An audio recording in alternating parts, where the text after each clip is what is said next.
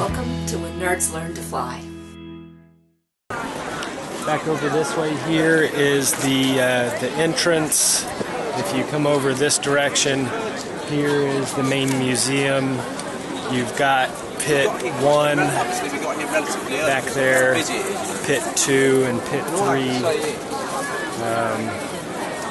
And then this way you've got shops and stores all over the place, restaurants.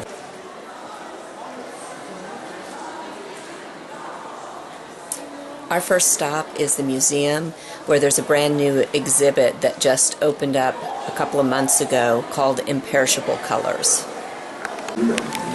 Through years of hard work, they've conserved and restored relics and have researched deeply in materials and techniques and improved industry norms. The achievements we've made in the research of Chinese blue and Chinese purple paints, extraction of archaeological relics with method formulation of industry norms and national standards and other aspects have received high recognition from the industry.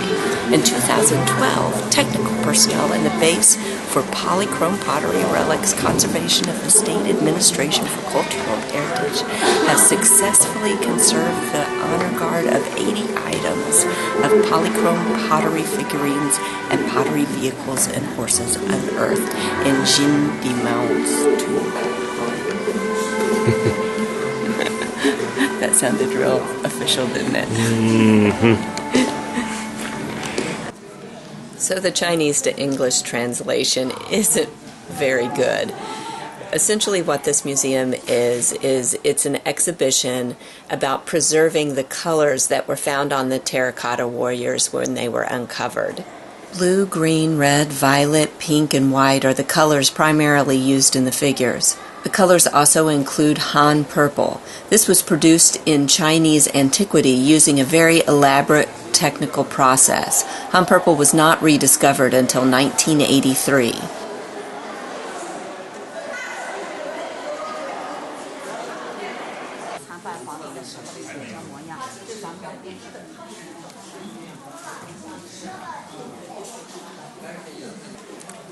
Hello again. The new figures of the Terracotta Army are still being discovered and excavated. However, today the paint layers can be preserved more effectively. The problem, the figures were originally coated with an East Asian lacquer. The artist then placed layers of paint on top of the lacquer. Egg was used as the binding agent. When the figures are removed from the damp earth, the moisture in the lacquer evaporates. The lacquer shrinks and the paint flakes off. To prevent this, glycol can be sprayed onto the figures. It replaces most of the moisture in the lacquer.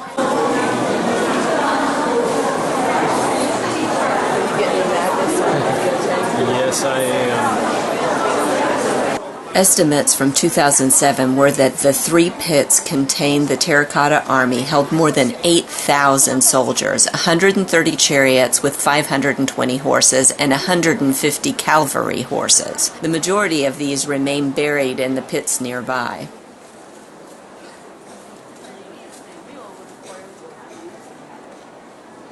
Pit 1, which is 750 feet long and 203 feet wide, contains the main army of more than 6,000 figures.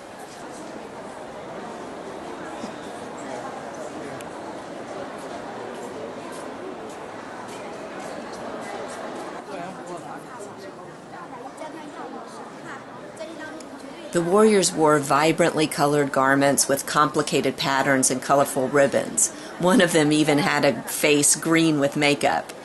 Every figure of the famous Terracotta Army is unique and deceptively realistic in its facial expression, hairstyle, clothes, and stature.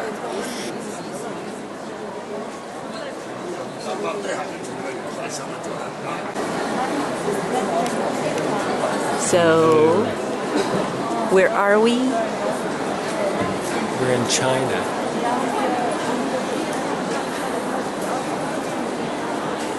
We're in Xi'an, China. And? We're at the Terracotta Army. Emperor Qinshi Huangdi of the 5th dynasty. Which dynasty? Not the 6th. But the and not the third, because that's how they do. They do the 3, and then they do the 6, and then 5. okay. It's not the 6. It's the 6, but it's the 5th. So tell me about this. This is Pit 1, This is Pit 1. excavated in 1976. March of '76 is whenever it was discovered. You think So I think the story of Pit 1 was that the farmers found it whenever they were drilling a well. However, whenever I did my paper 20-something years ago, it was a farmer, and I think his ox cart fell through. So I'm not too sure which story or which pit they're talking about, but well, maybe he was out digging a well and his ox cart fell through. Yeah, I don't know. Stories like that seem to evolve over time. They do.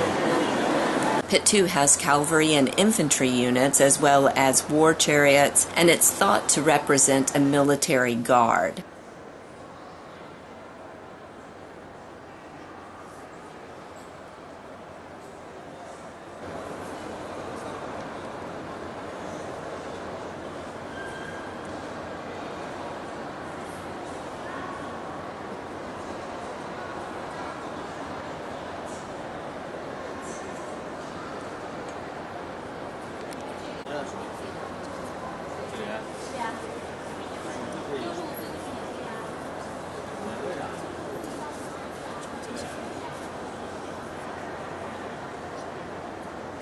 Some of the figures in pits 1 and 2 show fire damage, which remains of burnt ceiling rafters have also been found.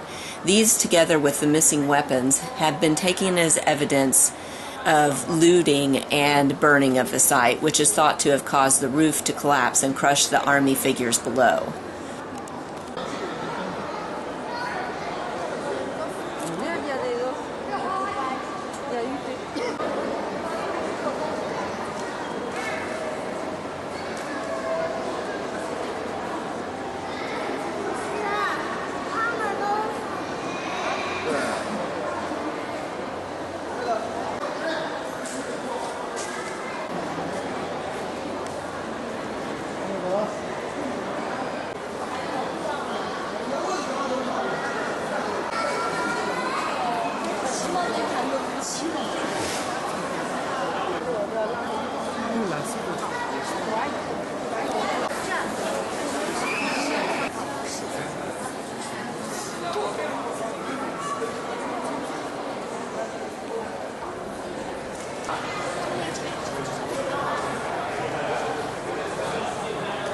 Pit 3 is the command post with high-ranking officials and a war chariot.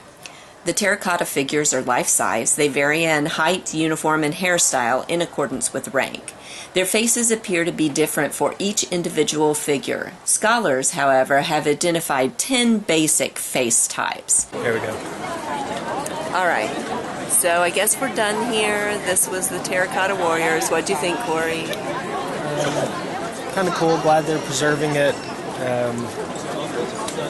Yeah, it's kind of a park-like attraction-y kind of thing. It's, I guess it is what it is. Yeah, it's nuts is what it is. These people are animals. I'm telling you. There are flags everywhere. And they just, yeah.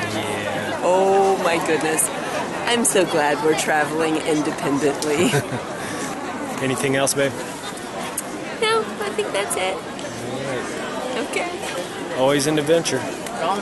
Always. Always an adventure. Yeah, that's us.